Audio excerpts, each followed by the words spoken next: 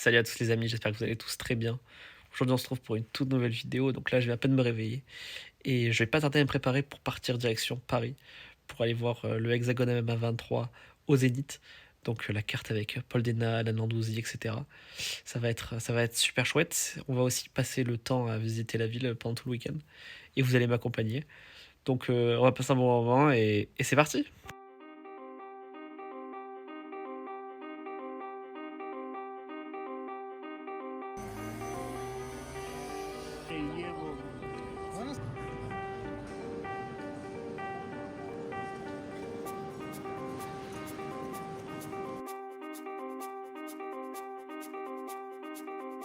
En fait, le Zénith est situé en plein dans un parc et je trouve ça super marrant parce que c'est hyper inhabituel à rentrer dans une arène ou dans un stade. Parce que j'aime beaucoup le foot aussi. Et c'est très peu habituel. Donc bah, c'est marrant, regardez.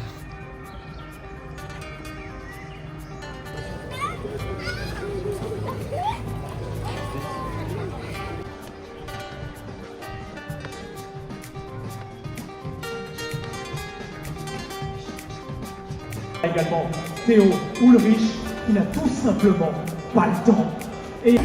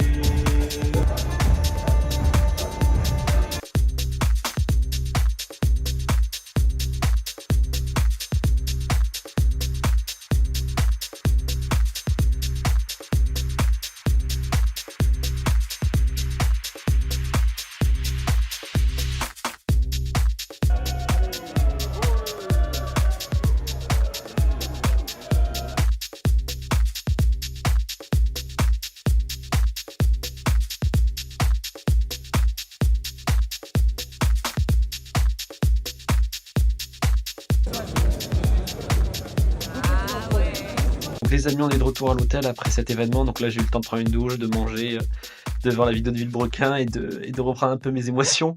Mais non, tout ça pour dire que donc on va faire enfin un petit résumé de la soirée. Donc c'était une soirée super magnifique, ça vous l'aurez vu dans les vidéos que j'ai mis juste avant. Soirée magnifique, très bien organisée. Bravo à Hexagon MMA, bravo à Jérôme Pourru. On a eu des super combats, on a eu beaucoup de mes pronos qui n'ont pas fonctionné et beaucoup qui ont fonctionné, c'est ça qui est assez drôle. Déjà la défaite d'Hugo Vidal, je suis un peu déçu parce que je m'attendais vraiment à une victoire de lui. Pas déçu dans le sens, par rapport à ses performances que j'ai trouvé vraiment pas mal et pour de l'amateur, enfin, c'est clairement un niveau olympique, c'est pas de l'amateurisme, si on devait assimiler ça à la boxe.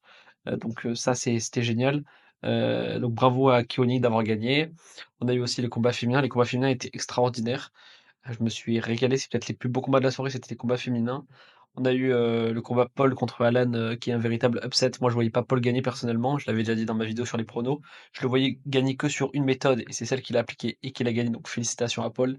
Il a fait vibrer la salle, qui était, je pense, sa majorité contre lui par rapport à tous ses problèmes de communication, mais qui au final, bah, a pris tout le poids sur ses épaules de la pression et a fait un combat et a fait un combat titanesque et il a gagné, donc félicitations à lui.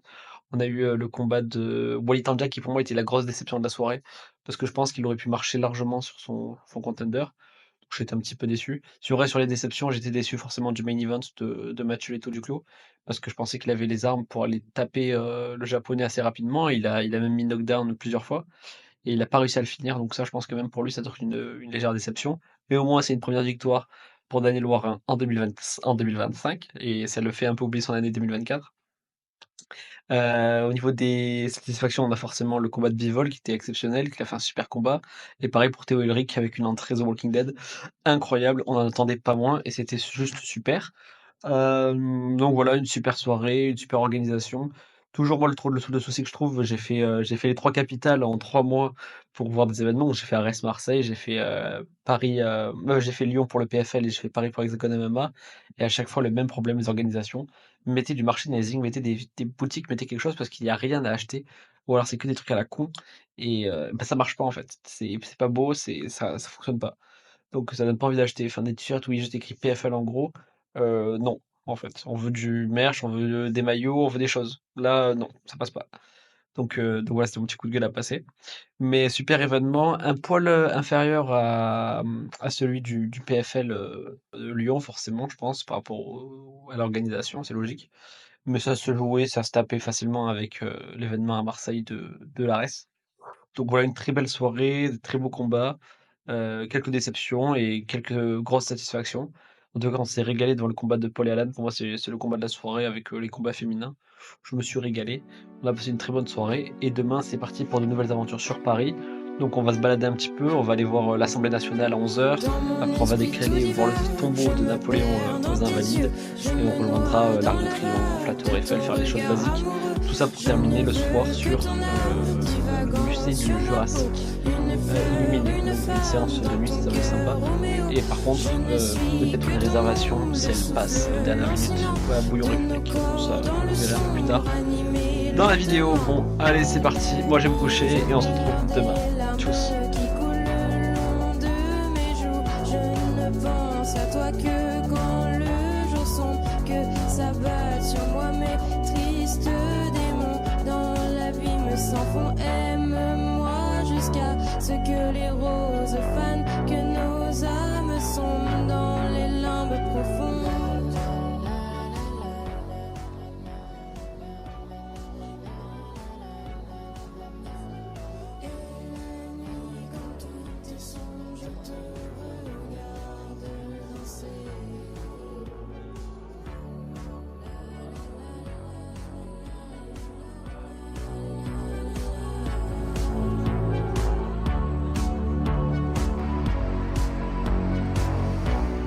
Donc les amis, là je suis devant l'entrée des Invalides qui sont juste là-bas.